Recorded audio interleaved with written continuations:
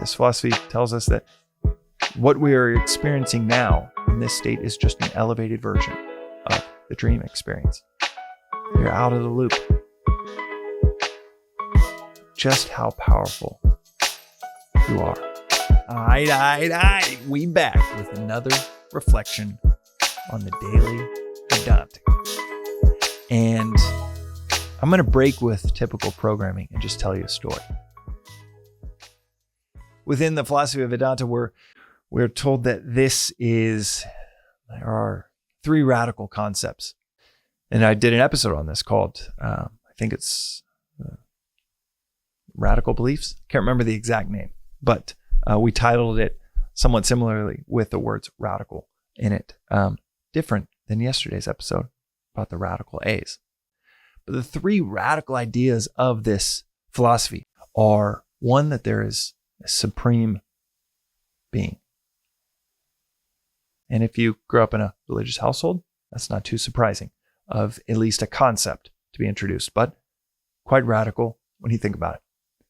Second radical concept within this philosophy is that all of this world that we experience, perceive, we're told all of this is an illusion. It's Maya. That this is not reality. This is a projection of your mind. More technically speaking, it's more of a projection of your ignorance. But it's colloquially said often that it's a projection of your mind. Third radical concept is you are that supreme being. Creating this entire illusion that you're not. That you're this small, insignificant figure playing around in this massive universe that could just as easily exist without you. These three concepts are, as I said, radical. The second one highlights just how powerful, really all of them together, highlight how powerful the mind is, according to this philosophy, to mask something as infinite as who you truly are. For this third radical concept that you are that supreme being, I don't mean you, Jane, John Doe, are the supreme being.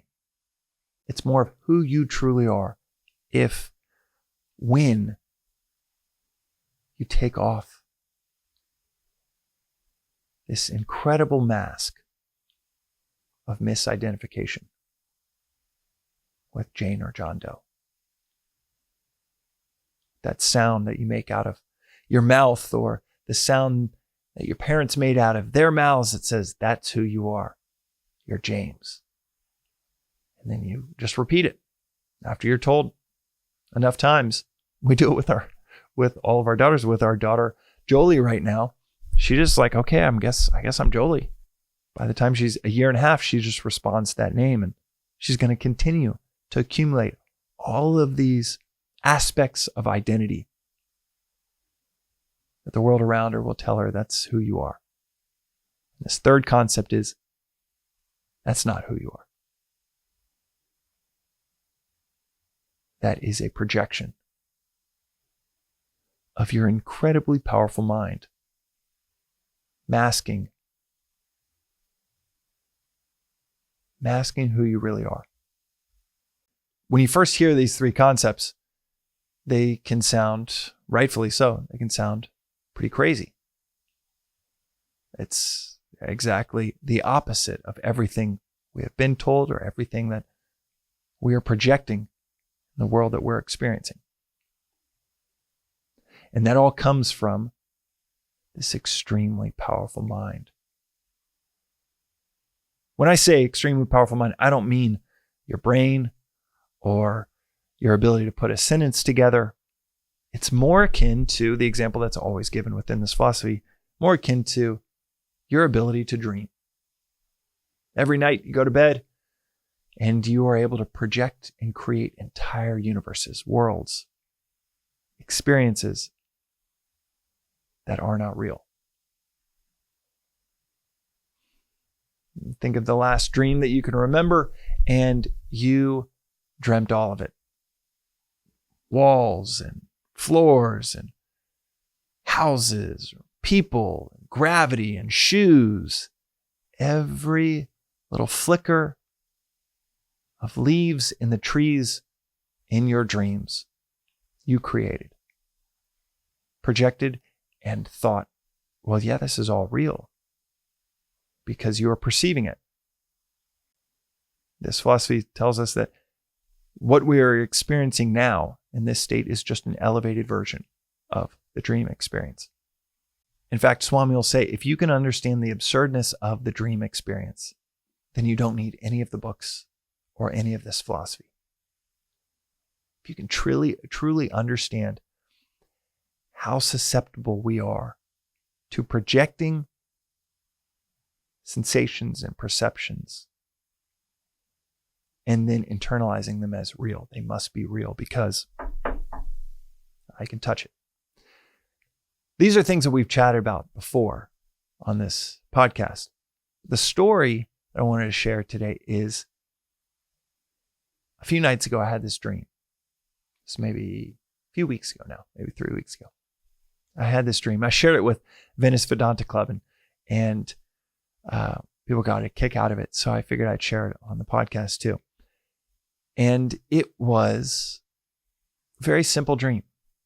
I was in a parking lot walking towards what looked like a old red, massive, but dilapidated Victorian building, kind of like a delinquent or a derelict old Victorian red building. And in this huge parking lot in between me and the building, I'm walking with a police officer.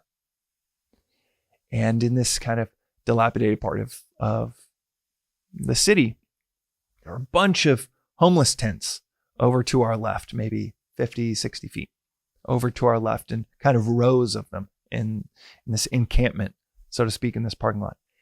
And it looks like we're going towards a pretty drug and crime ridden area. But the police officer that I'm walking with, big guy, kind of overweight, big guy, kind of faceless. I don't remember what his face was, but overweight, big guy, just had a calm presence. He said, don't worry about this. It's kind of like the way that Denzel Washington would kind of walk in Training Day into a bad part of town. He knew he had authority even in this part of town.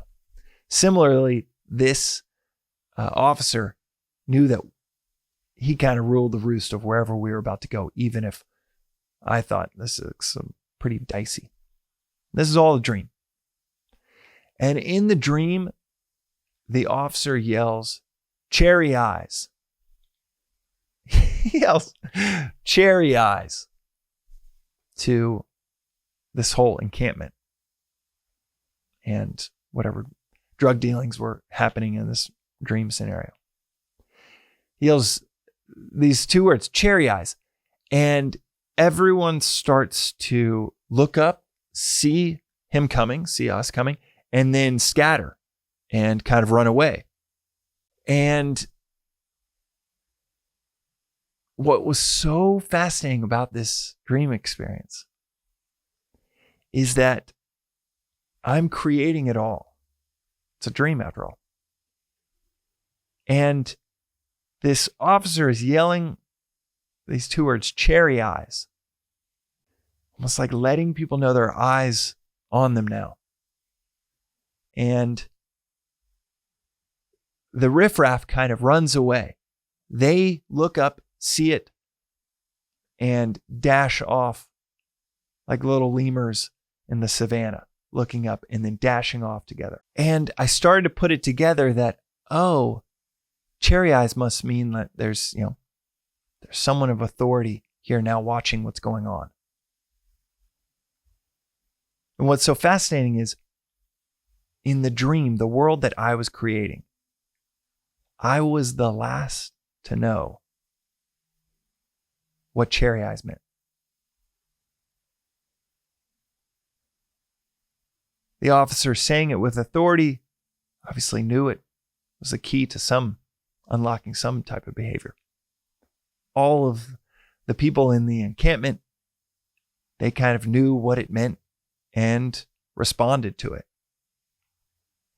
My mind was creating a scenario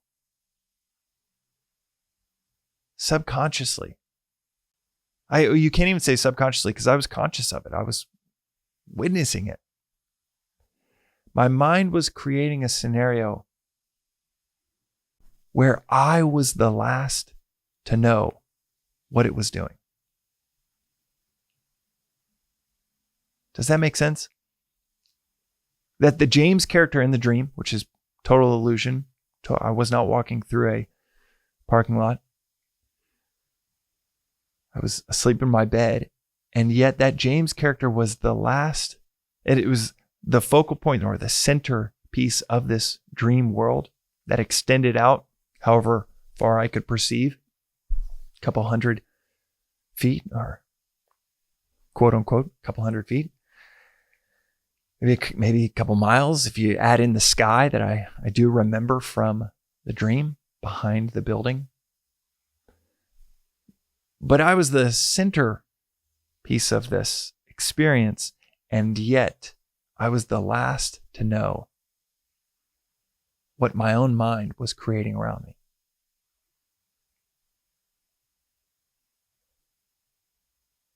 That's in the dream. I was in a 10 or 15 second experience while I was asleep. But an experience that blew me away with just how powerful the mind is. Because it was an undeniable experience where the mind was way ahead of my perceptions. It was way ahead of my sensations or my understanding. It was undeniably linked to the character in the middle.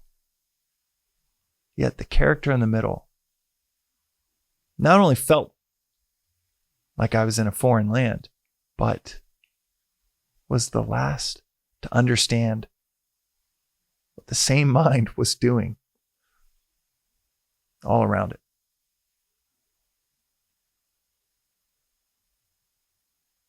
This experience is that dream. Your experience is an elevated version. The same thing that happens in our dreams. World creating, universe creating.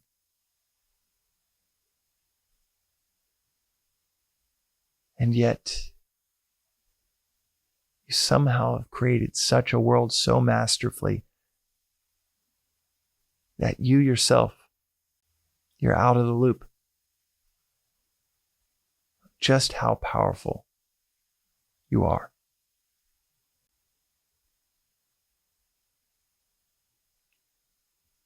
And when enlightenment hits for you, whenever that is, because it is inevitable, this lifetime or a million from now, when you wake up, or I should say the process of waking up is a growth in awareness that you are doing it all. And this little you that you think you are is the last one to figure it out. That's today's reflection on the Daily Vedantic. We will see you next time.